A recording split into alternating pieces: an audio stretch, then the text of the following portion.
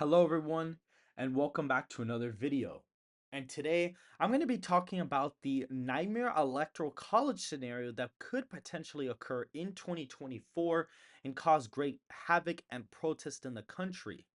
Now, before we get started with the video, please hit that like button, subscribe to the channel for more content like this, follow all socials in the links in the description down below, and without further ado, let's get right into the map. And so pretty much, Donald Trump would win all of these safe states that he previously won in the 2020 presidential election. He would end up getting Nebraska's third and the first congressional districts. He'd be winning Kentucky, West Virginia, Indiana, Missouri, Alaska, not Alaska, South Carolina with no problem. These would be Donald Trump's safe states in this presidential election. For Joe Biden, he would actually do pretty okay in some of these Dem areas. He'd win Oregon by over 15. He'd do pretty well, over here in the Northeast. He'd basically retain most of his support there. He'd probably win New York by over 15. However, I still think Illinois would fall under that 15-point margin. Probably a 12, 13-point win for Biden. A little bit stronger than our current timeline as of right now. And he'd win Hawaii by a safe margin. And so for the likely Republican states, I think that Florida and Texas would still be likely. Trump would still gain, with the Hispanic vote in this scenario. Basically, this scenario is if Donald Trump were to just do really good with Hispanic and African American voters, and Biden just does very well with white college educated voters. This is basically what the scenario is. And so he basically run up the score in the southern border of Texas, run it up in Miami-Dade and Florida. He'd win, North Carolina pretty easily, probably by like about 5 or 6 points. He'd win Ohio and Iowa by like 12, 11, 10-point victories, depending on how things go. He'd win Alaska by 13 or 14 points. And I think Colorado and New Mexico would both be likely margins. Colorado probably a 9-point win, and New Mexico probably a 5 to 6 point win. Virginia would probably be about a 6 or 7 point win in this scenario, and Maine's first would be safe Dem, including the likely um Maine's second congressional district. And so you kind of have these final states here. I think Minnesota and New Hampshire would end up being lean states in this scenario, just because of the fact that I think Biden is still very unpopular. And I think even in a scenario where where Biden is winning the popular vote by 3 points, he probably still ends up only winning the states by a lean margin. And so you have the final swing states on the map. I think Georgia would still go Republican. Trump would do very well with African American voters in this scenario. And kind of some of the Atlanta turnout would drop off. So he'd probably win the state by 1 or 2 points. He'd win Nevada pretty easily with the big Hispanic shift. And then Arizona would be a really close state, making it the closest state in the election, besides the second congressional district in Nebraska, which has been redrawn to be slightly more favorable for Republicans.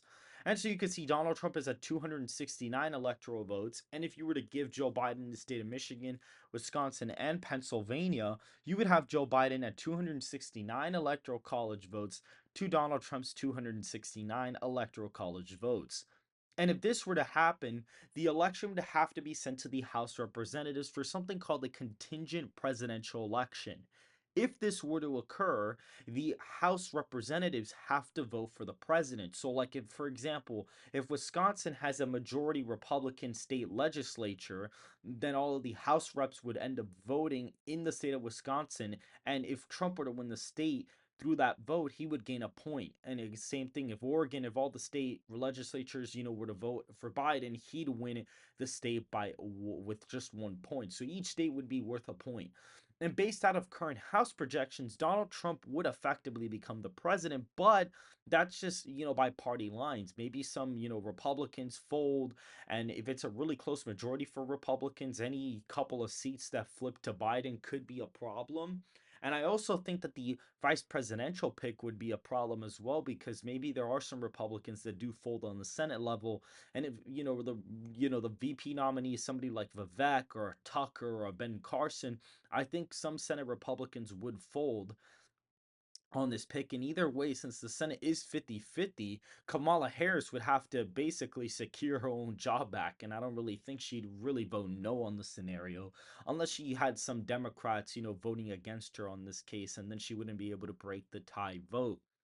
And so this is basically what I have right now for the 2024 presidential elections most nightmarish scenario. Basically, the both candidates tie. This would cause a lot of protests across the country. A lot of people wouldn't even know what would happen in a scenario like this. Something like this hasn't happened in a long, long time. I believe the last time this happened was like in the early 1820s when Andrew Jackson ran against John Quincy Adams and two other candidates. And in that scenario, John Adams didn't win the popular vote or the electoral college, but became the president because the election had to be sent to the House of Representatives. And one of the candidates running at the time, Henry Clay, was the Speaker of the House, and he basically convinced him, saying, "Hey, if I get people to vote for you, can you just make me Secretary of State?" And back then, being Secretary of State was basically a way of saying, "I'm going to be president in the future." It's kind of similar to being, a governor of a very big state at this point in time. And so he was able to become Secretary of State, and he got a bunch of House reps to vote for John Quincy Adams, and John Quincy Adams was able to win the presidential election. However, he ended up losing to that same candidate who had originally gotten first place in the Electoral College and popular vote the previous time.